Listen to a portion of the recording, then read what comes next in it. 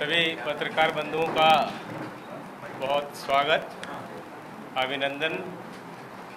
मेरे साथ इस प्रेस वार्ता में उपस्थित रत्नागिरी के जिलाध्यक्ष श्री दीपक जी, सिंधुदुर्ग के जिलाध्यक्ष श्री राजन जी, श्री अतुल जी और भी यहाँ पर उपस्थित सभी सम्मानित कार्यकर्ता साथी और पत्रकार। भारतीय जनता पार्टी, जैसे आपको जानकारी है, एक जीवंत राजनीतिक दल है जिसमें बैठक, प्रवास, प्रशिक्षण ये निरंतर चलता रहता है। उसी क्रम में मुझे सिंधुदुर्ग और रत्नागिरी लोकसभा के प्रवास में आने का अवसर मिला और उसके द्वारा आप सबसे भेंट करने का भी सौभाग्य प्राप्त हुआ। मैं आप सबका भी बहुत हार्दिक अभिनंदन करता हूं। आप यहाँ पर आए इसके लिए धन्यवाद भी करता हूं। जैसे मैंने कहा कि भारतीय जनता पार्टी एक निरंतर काम करने वाली राजनीतिक दल है। पूर्व में ये भारतीय जनसंघ के रूप में गठित हुई थी। बाद में 1980 में उसी भारतीय जनसंघ को भारतीय जनता पार्टी का नाम दे करके हम लोग काम कर रहे हैं। केंद्र सहित बहुत सारे प्रदेशों में हमारी सरकार है और राजनीतिक विस्तार की दृष्टि से दुनिया का सबसे बड़ा राजनीतिक दल भारतीय जनता पार्टी है, जिसके 18 करोड़ से ज़्यादा सदस्य हैं। उस नाते हम सब लोगों का प्रवास और कार्यक्रम लगातार चलता रहता है। उसी क्रम में आज हम यहाँ आए हैं और जब केंद्र सरकार में चूँकि मैं जुड़ा हुआ हूँ,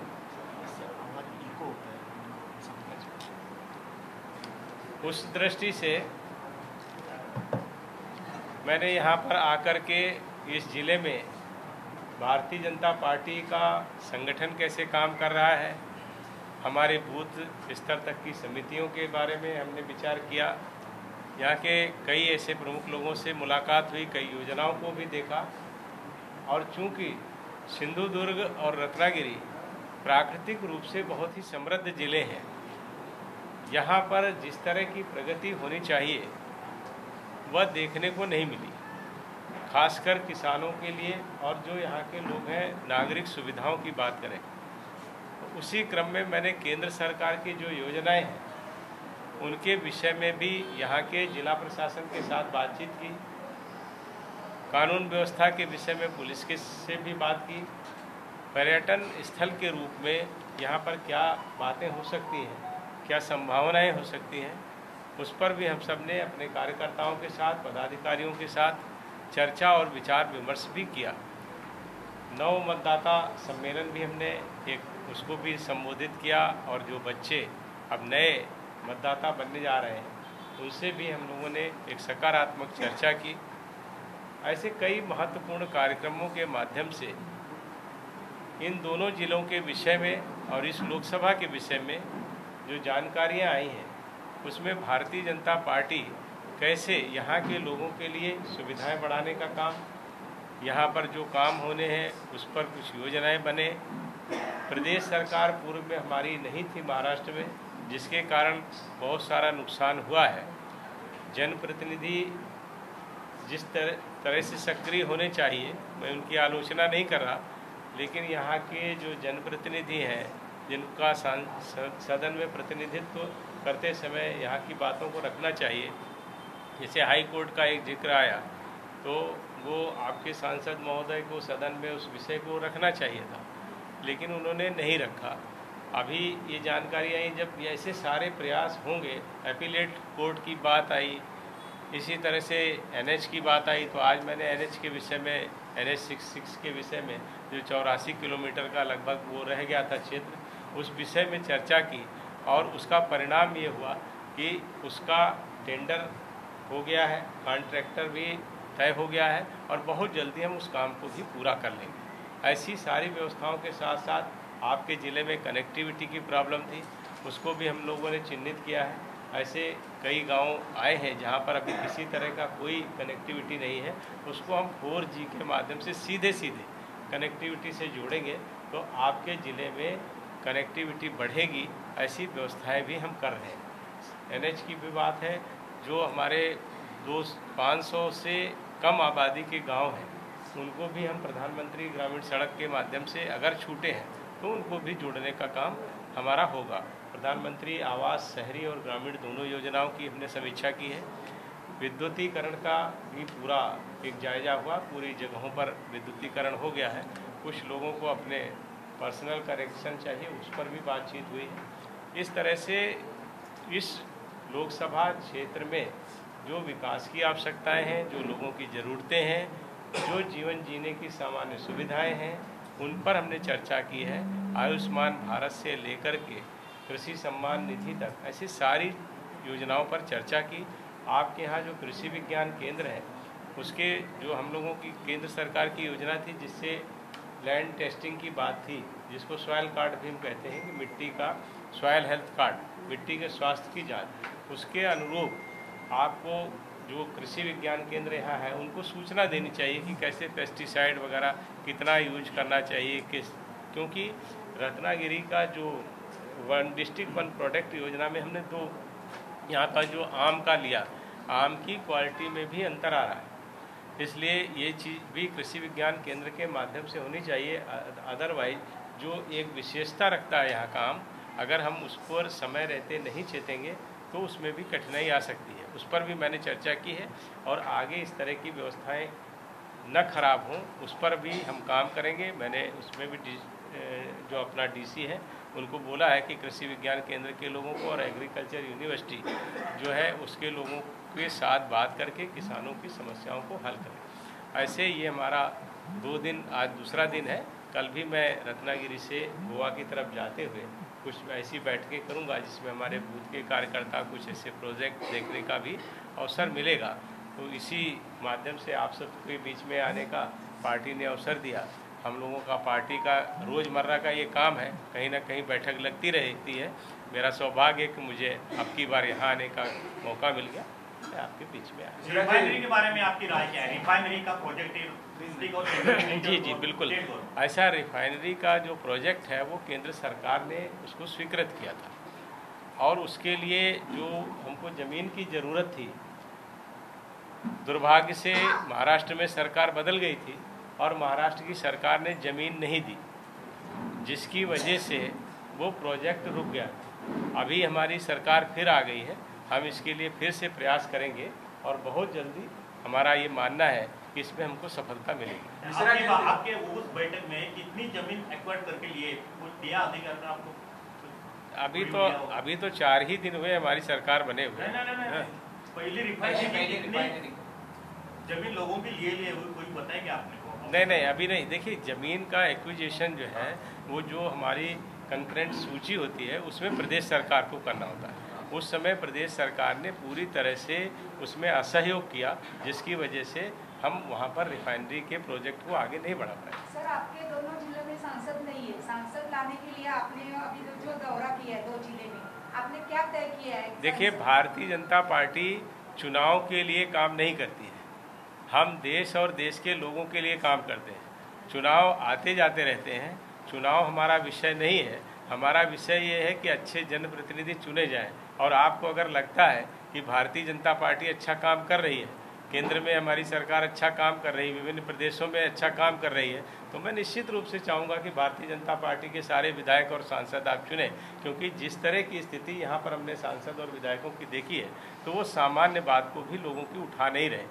ऐसी सारी चीज़ें अगर संवेदनशील हमारे जनप्रतिनिधि होते तो निश्चित रूप से उसका प्रभाव पड़ता। मैं ज़रूर चाहूँगा, मैं पार्टी का कार्यकर्ता हूँ, कार्यकर्ता के नाते काम कर रहा हूँ और मैं ये बहन को भी साधुवाद दूंगा कि हाँ, हमारी पार्टी को जिताएं तो निश्चित रूप से बहुत सारी समस्याएं अपने आप हल हो जाएंगी। 2024 में ये जिले का एमपी भाजपा का होगा, विश्वास है आपको? देखिए, आपको ये विश्वास आपको करना है और आपको विश्वास दिलाना है। कौन कहता था भारतीय जनता पार्टी जो 2 सांसदों से शुरू हुई थी वो दुनिया का सबसे बड़ा राजनीतिक दल बनेगा? आज केंद्र में हमारी सरकार है, 17 प्रदेशों में हमारी सरकार है और उस नाते निरंतर हमारा काम बढ़ रहा है। और भारतीय जनता पार्टी तो उसका फिलॉसफी यही है, उसका दर्शन यही है, सर्वग्राही सर्वव्यापी ये राजनीतिक दल बने और सर्वस्पर्शी बने। सब लोग उसको, किसी जाति धर्म से हमारा मतलब नहीं है, हमारा मतलब है इस देश और देश के लोगों से, जिससे उनकी सुविधाएं बढ़ सके, उसके लिए हम काम करते हैं। आपकी बार 400 पार, ये 2024 का विषय है आपका। देखिए, अभी ये बातें हम इस समय चुनाव के दौरे के लिए नहीं आए। चुनाव में जब आएंगे तो निश्चित रूप से ये सीट तो हम जीतेंगे, ये पक्का है। हमारे कार्यकर्ताओं से जो मेरी बात हुई है वो ये तय है कि अगली बार सिंधुदुर्ग और रत्नागिरी सीट भारतीय जनता पार्टी के खाते में आएगी। ये मुझे कार्यकर्ताओं के विश्वास और यहाँ के लोगों से जिनसे मैं मिला हूँ उनका उत्साह और भारतीय जनता पार्टी के प्रति उनके विश्वास से मुझे ऐसा लगता है कि ऐसा होना चाहिए। 1973 से रत्नागिरी का एयरपोर्ट का काम 1973 से जी बिल्कुल। देखिए, उसमें भी अब आप सवाल सारे हमसे पूछ रहे हैं, अपने सांसद विधायकों से सवाल ये नहीं पूछा, लेकिन आपने मुझसे पूछा है तो मैं आपको उसका उत्तर दे रहा हूँ। अभी लैंड एक्विजिशन का काम हम लोगों ने काफ़ी हद तक पूरा कर लिया है, लेकिन कुछ उसमें सिक्योरिटी का, कोस्टल एरिया का जो सिक्योरिटी का पॉइंट है उस पर हमारी चर्चा चल रही है। उसमें केंद्र सरकार एक दूसरा उसमें जो एयर स्ट्रिप है उसको बनाने के लिए हमारी बात है, वो चर्चा में है। अभी हमने फिर से उस विषय को लिया है और लगभग 90% समस्या को हल हमने कर लिया है। बहुत जल्दी जो दूसरी सिक्योरिटी से संबंधित समस्याएं उनको भी दूर करके रत्नागिरी का एयरपोर्ट शुरू होगा। आप कहते हैं केंद्र की योजना हम लोगों तक पहुंचाना चाहते हैं, और आपको मालूम होगा कई सालों से यहाँ दूरदर्शन केंद्र बंद हुआ, लगभग आकाशवाणी केंद्र लगभग बंद, BSNL के भी 3-13 लगे हुए। मतलब क्या फिर योजना वाकई आप वाकई लोगों तक योजना पहुंचाना चाह रहे हैं, सब बंद करना चाह रहे हैं? देखिए, हम लोग बंद नहीं कर रहे हैं। हाँ। ये देखिए, BSNL की अगर आप बात करें, BSNL पूरे जहाँ पर कोई नहीं है, कमर्शियल यूज के लिए तो बहुत सारी आती हैं कंपनियां, जहाँ उनको लाभ होता जाते हैं। जहाँ कहीं लाभ नहीं होता वहाँ BSNL है। और आपके ज़िले में हमने वो गांव भी चिन्हित कर लिए जहाँ पर किसी का नेटवर्क नहीं है, और बहुत जल्दी 2 महीने के अंदर 4G को सीधे हम लेकर आने जा रहे हैं। वो मैंने अभी शुरुआत में जो बात कही वो आपको कही है, और 4G के माध्यम से हम पूरे रत्नागिरी और सिंधुदुर्ग में कनेक्टिविटी दे देंगे। दूरदर्शन, आकाशवाणी ये भी तो बंद होने के पीछे। देखिए, आकाशवाणी दूरदर्शन तो यहाँ का केंद्र पूरा बंद है, और आकाशवाणी जो केंद्र है यहाँ का 1973 से था, वो भी बंद करने की सूचनाएं आई है। देखिए, उसके विषय में मुझे अभी आपके द्वारा मालूम हुआ, मुझे उसके विषय में बहुत जानकारी नहीं है।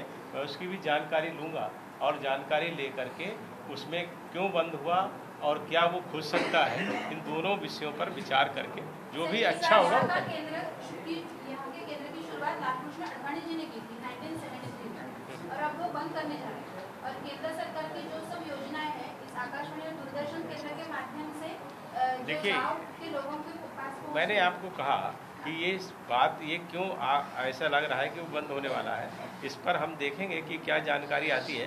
क्योंकि मेरा तो ये पहला दौरा है, मैं इससे पहले इस क्षेत्र में कभी नहीं आया। अभी दूसरा ही दिन है, 1.5 दिन हुआ है। 1.5 दिन में जितनी सूचनाएं इकट्ठी की हैं वो मैं आपको बता रहा हूँ। लेकिन अगर कुछ अकारण बंद हो रहा है तो निश्चित रूप से हम उसको पुनर्स्थापित करने का काम करेंगे। बिहार जिले से आए हैं, बिहार नहीं, उत्तर प्रदेश से। लेकिन अभी बिहार में राजनीति बीजेपी से छोड़कर कांग्रेस को जेडीयू ने हाथ लगाया।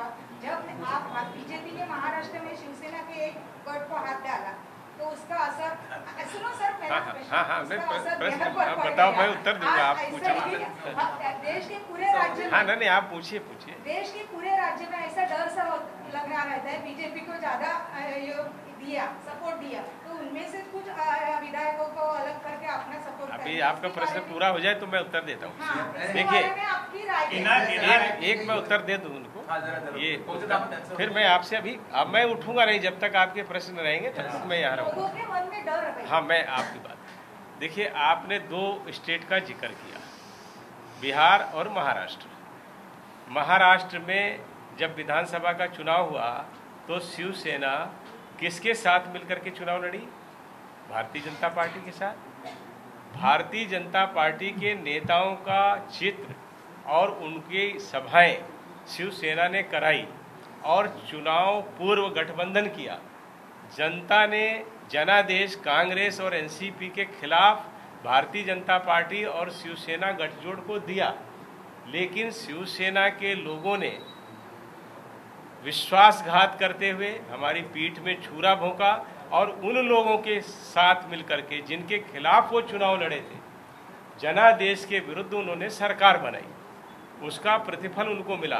बिहार में भी अगर आप देखेंगे, बिहार में भी इसी तरह की घटना हुई है। जनता दल यूनाइटेड ने हमारे साथ मिलकर के चुनाव पूर्व गठबंधन किया, चुनाव लड़े, हमारी 77 सीटें थी, यहाँ पर जैसे हमारी 105 थी, वहाँ भी हम बड़े दल थे और हमारा जनता दल यूनाइटेड केवल 44 सीट पर था, फिर भी हमने उनका मुख्यमंत्री बनाया।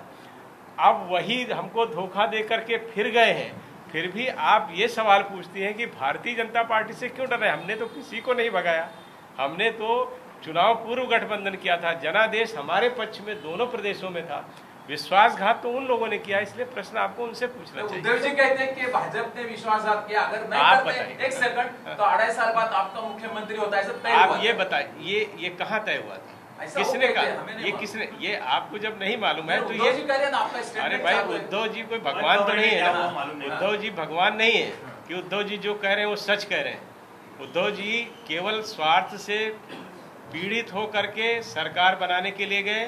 भाई कैसे कह देंगे उद्धव जी क्यों मुख्यमंत्री बनेंगे, जब मनोहर हमारे देवेंद्र फडणवीस जी के नेतृत्व में चुनाव लड़ा गया, हर सभा में ये कहा गया कि देवेंद्र जी के नेतृत्व में चुनाव लड़ा जा रहा है, चुनाव पूर्व हमारा गठबंधन था और हम 100 से ज़्यादा सीटें जीत करके आए, तो वो मुख्यमंत्री क्यों बनेंगे? कहीं पर किसी से कोई वादा नहीं किया गया, ये केवल संजय राउत और उद्धव ठाकरे का स्वार्थ लिप्सा था, जिसके कारण उन्होंने विश्वासघात किया है।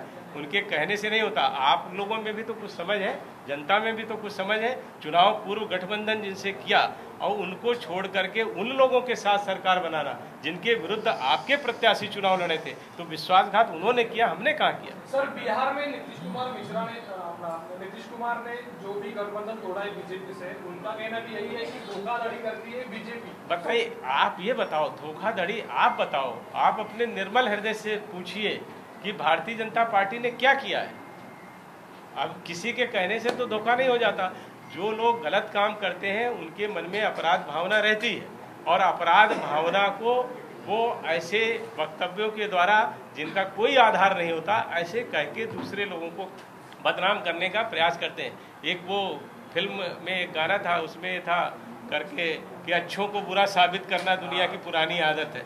भारतीय जनता पार्टी ने ना किसी को धोखा दिया, ना विश्वासघात किया। आप पूरी घटनाक्रम को देखिए ना, कहीं से आप किसी भी आदमी, भाई आप छोड़ के हमको जा रहे हो, आप सरकार में हो, आप ही मुख्यमंत्री थे, फिर आप मुख्यमंत्री ही हो, तो हमने क्या किया है?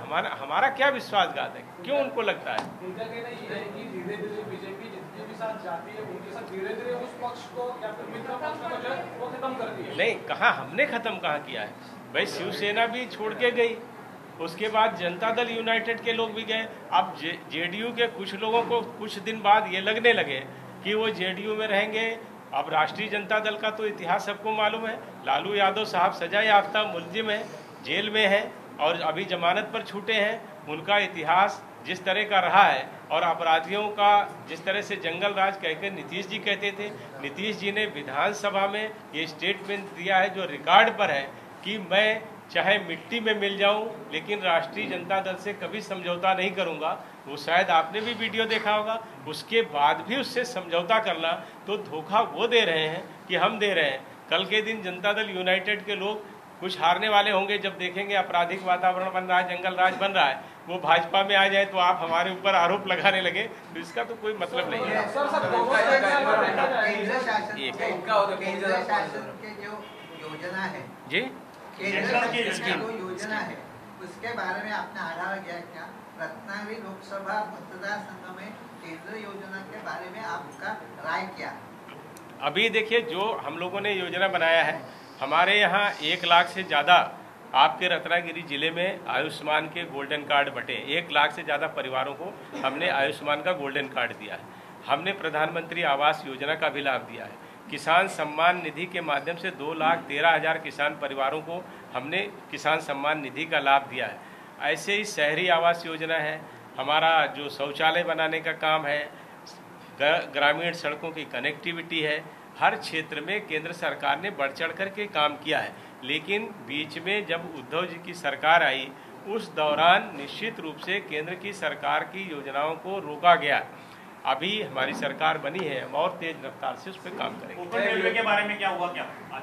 कोकण रेलवे के बारे में, कोकण रेलवे के बारे में हमारे पास प्रतिवेदन आ गया है, उसको हम मिश्रा जी एक छोटा एक सेकंड केंद्र सरकार ईडी और एक सेकंड केंद्र सरकार ईडी और इनकम टैक्स के माध्यम से विपक्ष को और जनता को डरा रही, क्या आप इससे सहमत है? आप इससे सहमत हैं? मेरा प्रश्न आपसे, मेरा आपसे प्रश्न है। अभी बता रहा हूँ। ऐसा है 8 साल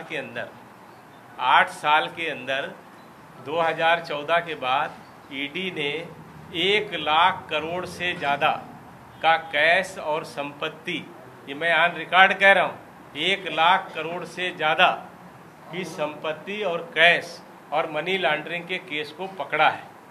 तो आप क्या कहते हैं, ये क्या उन लोगों के पास ये पैसा कहाँ से आ गया? आप अगर बात करें, ईडी आज सोनिया गांधी, राहुल गांधी की जांच कर रही है। आप बताइए क्या हुआ? एक कांग्रेस पार्टी है, दूसरा उनका अखबार है एजेएल, जो एसोसिएट जनरल लिमिटेड जो अखबार निकालता था, उसको उन्होंने कहा 90 करोड़ रुपया हम इसको कर्जा दे रहे हैं क्योंकि ये आर्थिक संकट में आ गए। 5000 करोड़ रुपए के उसके पास बिल्डिंगें हैं, दिल्ली में, कलकत्ता में, बम्बई में, भोपाल में, लखनऊ में, 5000 करोड़ की, उसको 90 करोड़ रुपए का कर्जा कांग्रेस पार्टी देती है। और उसके बाद एक नई कंपनी बनती है यंग इंडिया, और यंग इंडिया को कहती है कांग्रेस पार्टी कि आप वो कर्जा वसूलेंगे। यंग इंडिया बनाने की क्या जरूरत थी? और उसके बाद कांग्रेस का पार्टी कर्जा माफ कर देती है। अगर कर्जा माफ करना है तो अपना अखबार था, अपनी पार्टी, वहीं क्यों नहीं कर दिया? ये नई कंपनी क्यों बनाई जिसमें 38% का शेयर सोनिया गांधी का, 38% का शेयर राहुल गांधी का? एक अप्रत्यक्ष तरीके से पूरा का पूरा 5000 करोड़ रुपए की संपत्ति को राहुल गांधी और सोनिया गांधी को देने का काम कांग्रेस पार्टी ने किया, और ईडी उसकी जांच कर रही है। और वो जांच भारतीय जनता पार्टी के समय नहीं हुई है, 2010 में कोर्ट के आदेश पर ये जांच हो रही है। 2015 से सोनिया गांधी और राहुल गांधी जमानत पर हैं। उससे बाद इन्होंने हाई कोर्ट और सुप्रीम कोर्ट में भी वहाँ पर अर्जी लगाई, इनको कोई राहत नहीं मिली। ना हाई कोर्ट ने मना किया जांच को, ना सुप्रीम कोर्ट ने जांच को मना किया। आज भी वो उस केस में जमानत पे है। जमानत अगर कटवा दे, किसी आदमी की जमानत निरस्त हो जाए, वो कहाँ जाएगा? जेल में ही तो जाएगा।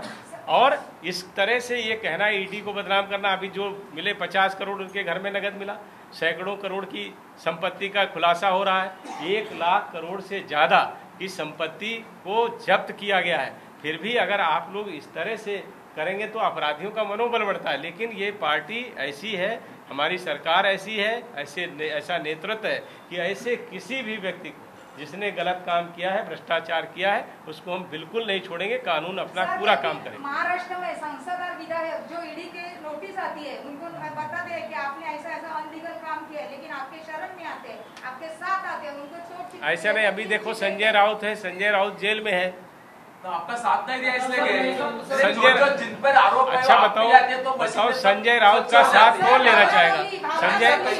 संजय राउत का साथ कौन लेना चाहेगा? जो आदमी पार्षद तक का चुनाव, जो आदमी पार्षद का चुनाव जीतने की हैसियत में नहीं है, उस आदमी को हम साथ में क्यों लेना चाहेंगे? संजय राउत ने पैसा कमाने वाले लोग बीजेपी में नहीं है। नहीं, बीजेपी में गलत काम करने वाला कोई है, आप उसको चिन्हित करिए, उसके विरुद्ध कार्रवाई। कृपाशंकर सिंह जो अपोजिशन में थे, तब उनके ऊपर देखिए, कोई अपोजिशन में हो या भारतीय जनता पार्टी में हो, जिसने कोई भी गलत काम किया है उसमें नो टॉलरेंस की हमारी नीति है, उसके विरुद्ध कानूनी कार्रवाई होगी। सर, उनकी प्रॉपर्टी लेकिन सील करी गई थी, अभी उनके पास मुंबई की जिम्मेदारी भी सौंपी गई है बीएमसी इलेक्शन के लिए। सील तो नहीं खोली गई है, नहीं खोली गई, नहीं खोली गई। तो आप बता रहे भाजपा में जाने का नहीं, ऐसा कुछ भी नहीं। ये आपका देखिए, ये भ्रम ये नहीं है। हम सारे लोगों को जिन्होंने जो गलत काम किया है उनके विरुद्ध कार्रवाई हो रही है, वो चाहे किसी भी राजनीतिक दल में हो। ये सारी संस्थाएं पूरी तरह से स्वतंत्र है और स्वतंत्र होकर के काम कर रही है। लोकसभा पीएम आवास योजना का आपने जायजा लिया, जिले में जो मटेरियल है पीएम आवास योजना के इम्प्लीमेंटेशन स्टेशनरी के लिए, चाहे वो रेत हो, रॉक हो या ये हो स्टील नहीं, तो उनके ऊपर पाबंदी है। नहीं, तो उसमें देखिए, उसमें हमारी बात हुई है, उसमें पाबंदी अपने निजी कार्य के लिए अपनी जमीन से खनन करने पे कोई पाबंदी नहीं है, लेकिन अपनी जमीन से खनन करके उसका कमर्शियल यूज करने पर पाबंदी है। सर, आपने लोकसभा प्रवास का पूरा जायजा लिया। लोकसभा प्रवास का 5 असेंबली आती है रत्नागिरी सिंधुदुर्ग, एक मिनट 6 आते हैं असेंबली रत्नागिरी सिंधुदुर्ग। कौन से असेंबली में ज्यादा ध्यान रखना पड़ेगा, आपको क्या लगता है? देखिए, असेंबली में भी हम 6 की 6 सीट जीतेंगे और लोकसभा की सीट भी जीतेंगे, ये बिल्कुल तय है। सर आप देश के गृह राज्य मंत्री के काम कर रहे हो। अभी आपने देश में देखा होगा 1-2 दिन में आतंकवादी मरते, 7-7 जवान भी शहीद होते। इसके लिए आपने यानी देश के आपके सत्ता या अमित शाह जी, आपने कुछ नई नीति तय की है क्या? देखिए, हमारी नीति आतंकवाद को पूर्ण रूप से नेस्त नाबूद करने की है। 2014 के बाद कोई बड़ी आतंकवादी घटना हमारे देश के अंदर नहीं हुई। कश्मीर में कुछ समय जरूर हमारा एक एरिया है जहां पर आतंकवादी बहुत प्रभावी ढंग से आतंकवादी हमले करते थे, जहां पर हमने लगातार 370 हटने के बाद आतंकवादियों को न्यूट्रलाइज किया है। अब आतंकवादियों की गिनी चुनी संख्या बची है, जो भी बची है बहुत जल्दी हम उसको भी ख़त्म करेंगे। जम्मू कश्मीर में धारा 370 हटने के बाद बहुत अच्छा वातावरण है, वहाँ पर पर्यटकों की संख्या अभी तक स्वतंत्रता के बाद जितने पर्यटक एक वर्ष में कभी नहीं आए वो पिछले वर्ष में आए। वहाँ के लोग खुश हैं। लगातार अभी अमरनाथ जी की यात्रा हुई, ऐसे सारी चीज़ें होती हैं। धन्यवाद। बिल्कुल, ये चीज़ है, ये दुर्भाग्यपूर्ण है। हमारे जवानों की शहादत हुई है, लेकिन ऐसे युद्ध में हमारे वीर जवानों ने जो वीरगति प्राप्त की है, उनके सम्मान में पूरा राष्ट्र उनको नमन करता है। समान नागरिक कायदा कब तक आएगा? इन लोगों को पूछने दो यार। सब स्टेट में जो भी कुछ बीजेपी और फडणवीस और शिंदे गवर्नमेंट जो भी फॉर्म हुआ है उसके ऊपर जमकर आलोचना की जाएगी। विरोधियों का कहना है ये सरकार ज्यादा देर टिकेगी नहीं। देखिए, विरोधी दल के पास कुछ है नहीं। विरोधी दल हताश है, निराश है, और उनकी हताशा और निराशा कई बार ऐसे लगने लगती है कि वो राष्ट्रद्रोही तक हो जाते हैं, ऐसे मालूम देने लगता है।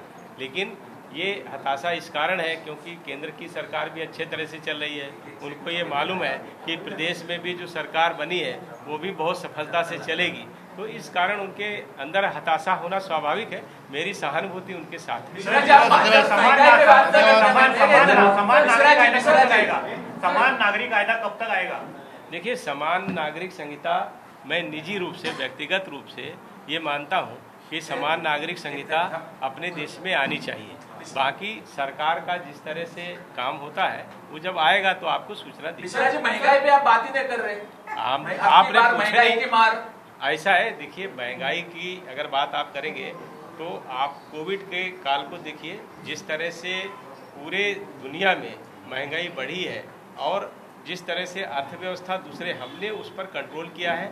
अभी कल की ही रिपोर्ट है, आज आपने अखबार में पढ़ी भी होगी, पूरी जो हमारी वर्ल्ड की एजेंसी है उन्होंने कहा है कि हिंदुस्तान की इकोनॉमी सबसे तेज़ी से बढ़ने वाली दुनिया की पहले नंबर की इकोनॉमी है।